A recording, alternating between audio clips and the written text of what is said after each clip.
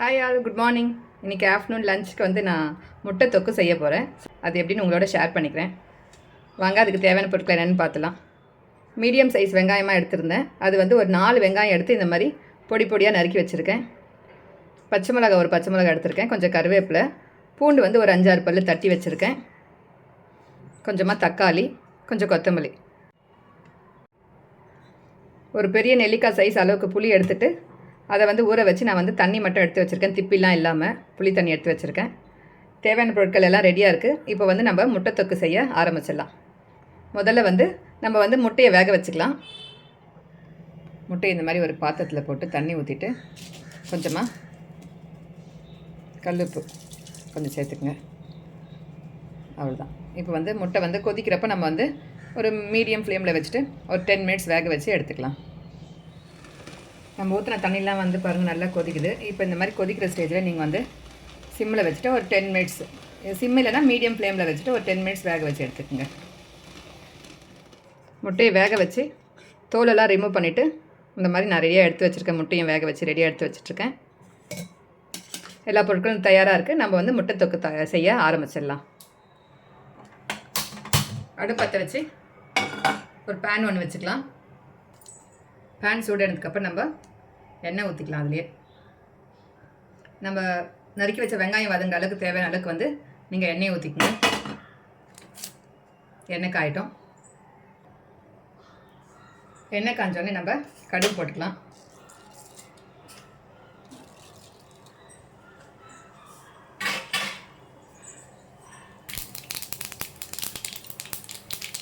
நம்ம போட்ட கடுகெல்லாம் வந்து பொரிஞ்சிருச்சு. கடுகெல்லாம் பொரிஞ்சதுக்கப்புறம் இதிலே வந்து நம்ம வெங்காயம் சேர்த்துக்கலாம். தட்டி வச்ச பூண்டியும் சேர்த்துக்கலாம். கருவேப்பிலை எல்லாமே ஒன்றா சேர்த்துக்கலாம். இந்த முட்டை தொக்குக்கு வந்து வெங்காயம் வந்து எவ்வளோக்கு எவ்வளோ வதங்குதோ அவ்வளோக்கு அவ்வளோ டேஸ்ட்டு தான். அதனால் வெங்காயத்தை வந்து நீங்கள் பொறுமையாக சிம்மில் வச்சு நல்லா வதக்கிடுங்க. வெங்காயம்லாம் போட்டோடனே எல்லாம் ஒன்றா சேர்த்து மிக்ஸ் பண்ணி விட்டுடுங்க. இது கூடயே கொஞ்சம் இப்போ வந்து உப்பு போட்டு வதக்கிங்க. வெங்காயம் வந்து நல்லா வதங்கி வந்துடும்.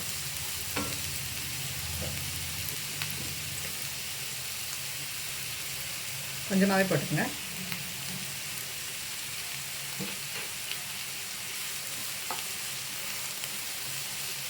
உப்பு போட்டோன்னே எல்லாம் ஒன்றா சேர்த்து கலந்து விட்டுடுங்க.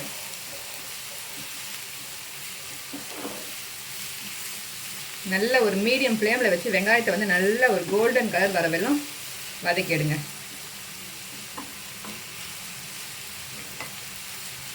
இந்த நம்ம மிளகா போடுறது வந்து ஒரு ஃப்ளேவருக்கு தான் போடுறோம். இந்த பச்சை மிளகா வந்து ஒரு ஃப்ளேவர் கொடுக்கும். அதனால் வந்து ஒரே ஒரு மிளகா தான் போட்டிருக்கேன். இது கொஞ்ச நேரம் அப்படியே வதங்கி இருக்கட்டும். அப்பப்போ கலரி விட்டுனே இருங்க. இப்போ நம்ம போட்ட வெங்காயம் வந்து பாதி அளவுக்கு வதங்கி வந்துடுச்சு. இன்னுமே நல்லா வதங்கணும். வெங்காயமும் தக்காளியும் எவ்வளோக்கு எவ்வளோ வதங்குதோ அவ்வளோக்கு அவ்வளோ வந்து இந்த தொக்கு வந்து டேஸ்ட்டாக இருக்கும். இந்த முட்டை தொக்கு வந்து நம்ம 2 விதமாகவும் செய்யலாம். இஞ்சி பூண்டு பேஸ்ட் எல்லாம் போட்டு நம்ம சிக்கன் மட்டன் செய்கிற மாதிரியும் செய்யலாம். இல்லைன்னா நம்ம கொஞ்சமாக புளி தண்ணி ஊற்றி அந்த ஒரு புளிப்பு ஃப்ளேவரோடு செய்யலாம். இப்போ நான் வந்து இன்றைக்கி செய்ய போகிறது வந்து கொஞ்சம் புளி தண்ணி ஊற்றி தான் செய்ய போகிறேன். இது கொஞ்சம் டிஃப்ரெண்ட்டாக இருக்கும் டேஸ்ட். நம்ம புளி தண்ணி ஊற்றுறப்போ புளி ஊற்றுறப்பவே டிஃப்ரெண்ட்டாக இருக்கும் டேஸ்ட்டு. நல்லா அந்த முட்டையிலையும் பார்த்திங்கன்னா நம்ம புளிப்பு வந்து நல்லா மேலே உள்ள மஞ்சள் கருவிலெல்லாம் கூட நல்லா அப்சர்வ் ஆகிருக்கும். அந்த புளிப்பு, காரம், உப்பு எல்லாம் நல்லா அப்சர்வ் ஆகிருக்கும். நீங்கள் இப்போ மதியம் சாப்பிட போகிறீங்கன்னா இந்த குழம்பை வந்து தொக்கை வந்து நீங்கள் மார்னிங்கே செஞ்சு வச்சுருங்க. ஒரு 10-11 மணிக்கெலாம் செஞ்சு வச்சிட்டிங்கன்னா அந்த முட்டையில் நல்லா ஊறி சாப்பிட்றதுக்கு நல்ல டேஸ்ட் கொடுக்கும். முக்கியமானது இதில் என்னென்னா இந்த வெங்காயம் தக்காளி வதங்கிறதுல தான் இருக்குது இந்த டேஸ்ட்டு. நல்லா வதங்கி வரணும்.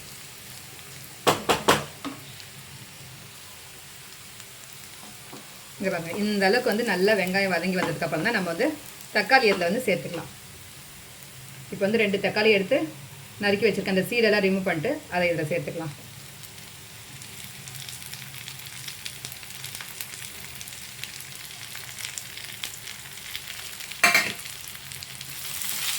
தக்காளி போட்டோன்னே எல்லாம் ஒன்றா சேர்த்து மிக்ஸ் பண்ணிவிட்டு கொஞ்சம் நேரம் நீங்கள் வந்து சிம்மில் வச்சுட்டு ஒரு தட்டு போட்டு மூடி வச்சுடுங்க.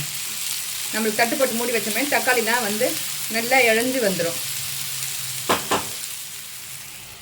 தட்டு போட்டு மூடி விட்டு சிம்மில் வச்சிடலாம் அடுப்பை. கொஞ்சம் நேரம் தக்காளியெல்லாம் வதங்கி வரட்டும். இப்போ நம்ம தட்டு ஓப்பன் பண்ணி பார்க்கலாம். தக்காளி எல்லாம் நல்லா வதங்கி வந்துச்சு பாருங்கள். இந்த மாதிரி எவ்வளோக்கு எவ்வளோ வதங்குதோ அவ்வளோக்கு எவ்வளோ நல்ல டேஸ்ட்டாக இருக்கும். இந்த மாதிரி வந்ததுக்கப்புறம் இப்போ நம்ம வந்து இதிலே கொஞ்சமாக மஞ்சத்தூள்,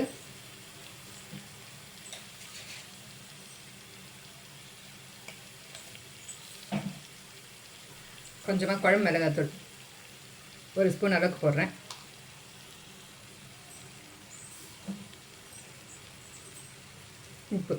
உப்பு வந்து நம்ம வெங்காயம் வதங்கிறப்ப கொஞ்சம் போட்டிருக்கோம். இப்போ அதனால் பார்த்து கம்மியாகவே போட்டிருக்குங்க. நான் 1 ஸ்பூன் அளவுக்கு போட்டிருக்கேன். 1 ஸ்பூன் அளவுக்கு மிளகாத்தூள், கொஞ்சம் மஞ்சத்தூள், கொஞ்சம் உப்பு போட்டிருக்கேன். வேறு எந்த தூளும் நான் சேர்க்கல. கரம் மசாலாலாம் கூட எதுவும் சேர்க்கல.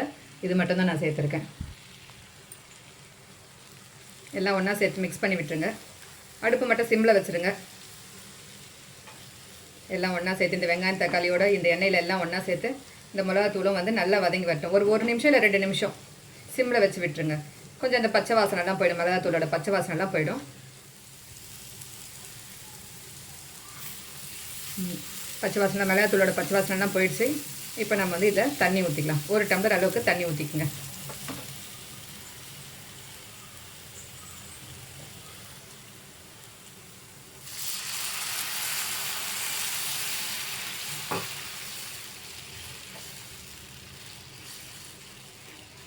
தண்ணி வந்து 1 டம்ளர் அளவுக்கு ஊற்றிக்கங்க போதும். மீடியம் டம்ளரில் 1 டம்ளர் அளவுக்கு ஊற்றிக்கங்க. ஏன்னா நம்ம இது தொக்கு மாதிரி தான் செய்ய போகிறோம், குழம்பு மாதிரி செய்ய போகிறதில்ல.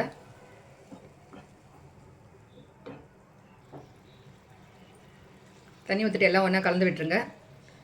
இப்போ நம்ம ஊற்றின தண்ணியெல்லாம் நல்லா கொதிச்சு வரட்டும். கொதிச்சு வந்ததுக்கப்புறம் தான் நம்ம வந்து தட்டு போட்டு மூடணும். இப்போயே மூடிட்டோன்னு வச்சுங்க, இந்த மிளகாத்தூளோட நெடியெல்லாம் அப்படியே உள்ளே இருக்கிற மாதிரி இருக்கும். அதனால் நல்லா கொதிச்சு வரட்டும். அதுக்கப்புறம் நம்ம வந்து தட்டு போட்டு மூடலாம். இப்போ நம்ம ஊற்றின தண்ணியெல்லாம் நல்லா கொதிக்குதுங்களா? இப்போ வந்து கொஞ்ச நேரம் தட்டு போட்டு மூடி விட்டுடலாம். ஒரு 2 நிமிஷம் அப்படியே இருக்கட்டும். அதுக்கப்புறம் நம்ம வந்து புளி தண்ணியை சேர்த்து ஊற்றிடலாம். கொஞ்ச நேரம் கொதிக்கட்டும்.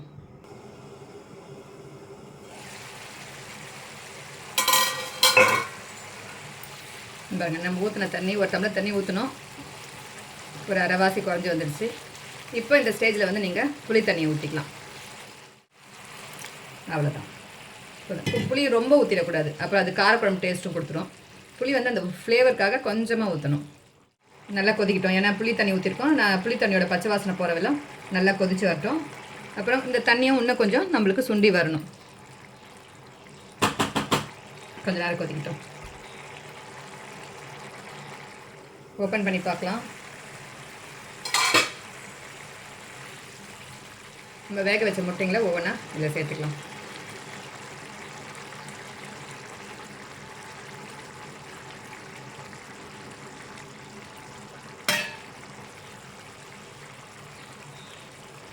முட்டையெல்லாம் போட்டதுக்கப்புறம் ஒன்றா கலரி விட்டுருங்க. தட்டு போட்டு மூடி வச்சுருங்க. 2-3 நிமிஷம் இருக்கட்டும். அதுக்கப்புறம் நம்ம தட்டை ஓப்பன் பண்ணி பார்க்கலாம். நம்ம ஓப்பன் பண்ணி பார்க்கலாம். இப்போது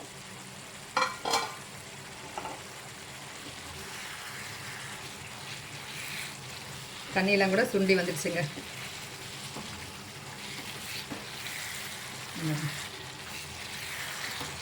இந்த அளவுக்கு இருந்தால் தான் கரெக்டாக இருக்கும். ஏன்னா ரொம்ப தண்ணியாக இருந்தாலும் நல்லா இருக்காது. இதை நீங்கள் சுட சுட சுட ஒரு சாதம் போட்டுக்கிட்டு கொஞ்சமாக இந்த தொக்கு போட்டுன்னு பிசைஞ்சு சாப்பிட்டிங்கன்னா அவ்வளோ டேஸ்ட்டாக இருக்குங்க. இந்த புளிப்பு காரம் எல்லாம் வந்து நல்லா இருக்கும். நீங்கள் தொக்கு இஞ்சி பூண்டு பேஸ்ட் போட்டு செஞ்சுருப்பீங்க இல்லைங்களா? புளி தண்ணி ஊற்றிக்கு ஒரு முறை செஞ்சு பாருங்கள். டேஸ்ட் ரொம்ப சூப்பராக இருக்கும்.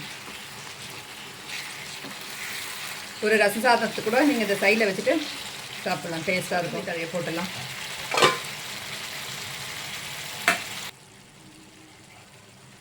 பொடியை நறுக்கின கொத்தமல்லி தழையை மேலே தூவிடலாம்.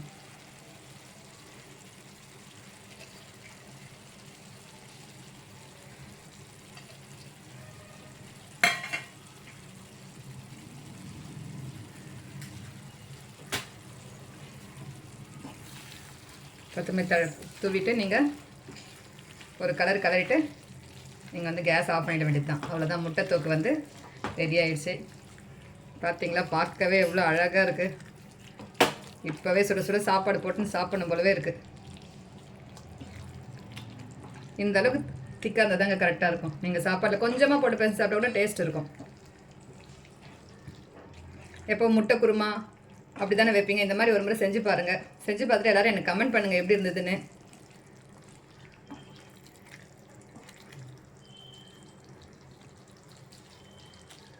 என் ஸ்டைல் முட்டை தொக்கு ரெடி ஆயிடுச்சு.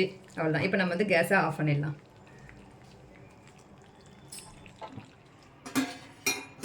முட்டை தொக்கு ரெடி ஆயிடுச்சு. இந்த பாருங்கள், சுட சுட முட்டை தொக்கு ரெடி. இன்றைக்கி முட்டை தொக்கு கூட நான் கொஞ்சம் ரசமும் வச்சுருக்கேன்.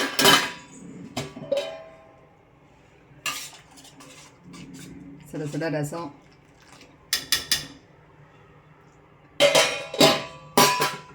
சாதம். அவ்வளோதாங்க இன்றைக்கி மதியம் எங்கள் வீட்டில் லன்ச்சு. இந்த வீடியோ உங்களுக்கு பிடிச்சிருந்தா லைக் பண்ணுங்கள், கமெண்ட் பண்ணுங்கள், ஷேர் பண்ணுங்கள். மறக்காமல் ராதிகாஸ் குக்கிங் சேனலை சப்ஸ்கிரைப் பண்ணி சப்போர்ட் பண்ணுங்கள். தேங்க்யூ.